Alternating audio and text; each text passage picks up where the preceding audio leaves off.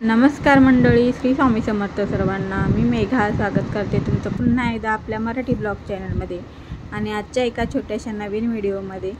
तर हा व्हिडिओ गेल्या महिन्यातला म्हणजे मे महिन्यातला आहे, ज्या दिवशी आम्ही देवी आईच्या दर्शनासाठी गेलो होतो। त्या दिवशीचा हा व्हिडिओ आहे, अपलोड करायला विसरलेले म्हणून आज तुमच्याशी शेअर करते।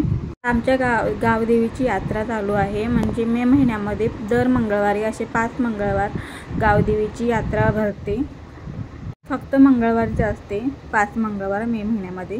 तर दुसऱ्या मंगळवारी आम्ही जाऊन आलो होतो, नैवेद्य वगैरे ठेवून सगळेजण दर्शन घेऊन आलेलो, ओटी वगैरे सगळं भरून आलेलो। पण तिसऱ्या मंगळवारी आम्ही अचानक राहुरीला जात होतो काही कामासाठी, पण त्या दिवशी अचानकच मला असं वाटलं की आपण जाऊन दर्शन पुन्हा एकदा घेऊन यावं।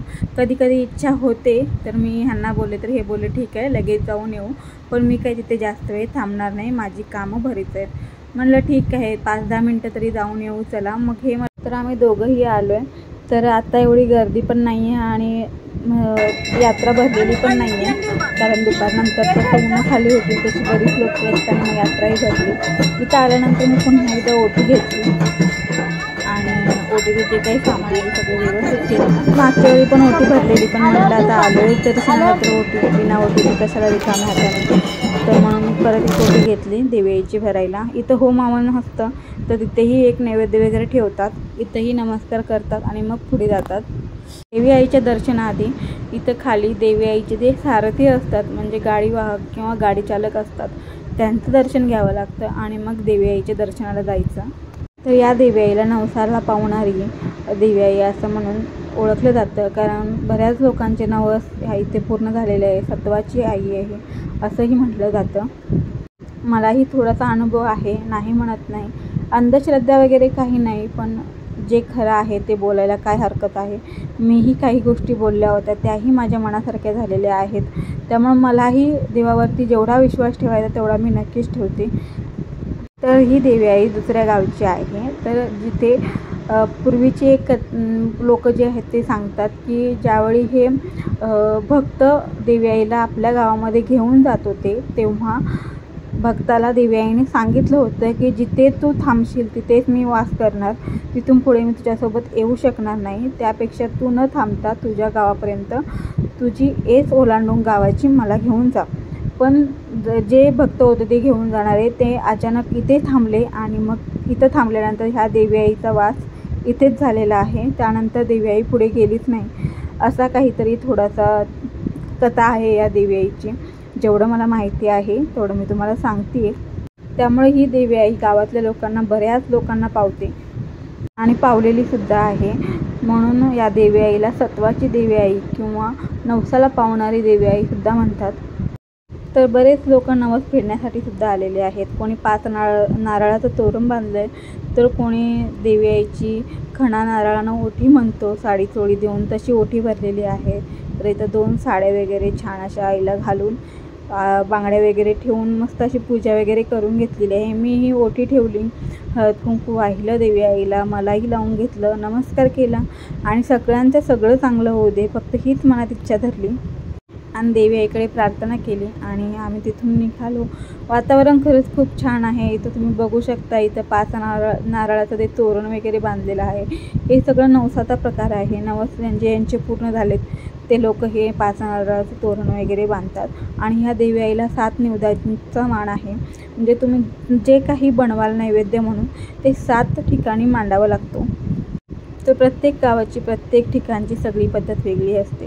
तर मी आता गेल्या काही महिन्यांमध्ये बऱ्याच ठिकाणी वाचलं की देवाच्या म्हणजे मंदिराच्या मागच्या साईडला पाया नाही पडायची, कारण देव आपल्या भक्ताची इडापिडा, जे दुःख दारिद्र्य असतं ते आपल्या मागे टाकतो, त्यामुळे देवाच्या मागच्या साईडला कधीही पाया पडायचं नाही किंवा डोकं टेकवायचं नाही। पण मी ह्याला मानत नाही, कारण मी स्वामींना मानते आणि स्वामींनी सगळं तुम्ही जे कराल ते निस्वार्थ भावनेने करा, त्यामुळे तुमचंही चांगलं होईल आणि समोरच्याचंही चांगलं होईल असं सांगितलेलं आहे। त्यामुळे या गोष्टींना मी कधीच मानत नाही। देवीच्या समोर वडवचं काम चालू करत आहे, त्यांना देणगी पावती भरायची असेल त्या भाविक भक्तांनी आपल्या विचाराप्रमाणे पावती भरावा आणि देवीच्या कामासाठी हातभार लावा।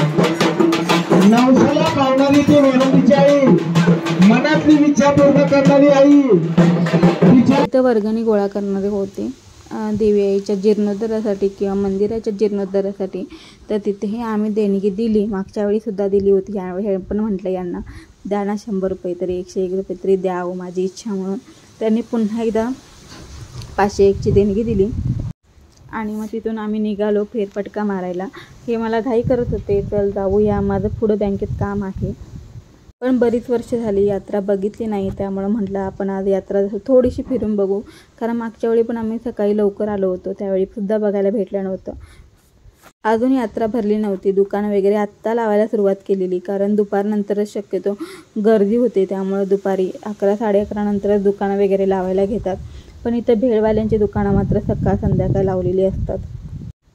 इथून भेळ घेतली आणि यात्रेत मला लहानपणीचा एक गोष्ट आठवते की वर्षातून एकदा यात्रा आणि त्या यात्रेमध्ये बऱ्याच गोष्टी खरेदी करायच्या, असं वर्षभर ठरवायचं आणि यात्रा आली की यात्रे दिवशी सगळ्या वस्तू खरेदी करायच्या.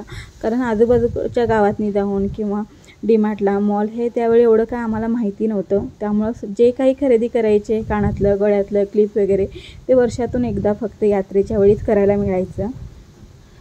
आणि आत्तासुद्धा भरपूर काही घेऊ वाटत होतं, पण म्हटलं घेऊन काही उपयोग नाही, कारण ते वापरण्यात येणार नाही आणि पैसे विनाकारण वेस्ट जाणार आणि नेलेलं सामानसुद्धा वेस्ट जाणार.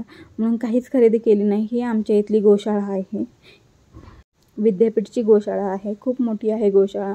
तर आजचा व्हिडिओ तुम्हाला कसा वाटला नक्की सांगा. व्हिडिओ आवडला असेल तर लाईक, शेअर आणि सबस्क्राईब करायला विसरू नका. पुन्हा भेटूया अशाच एका नवीन व्हिडिओमध्ये. तोपर्यंत काळजी घ्या.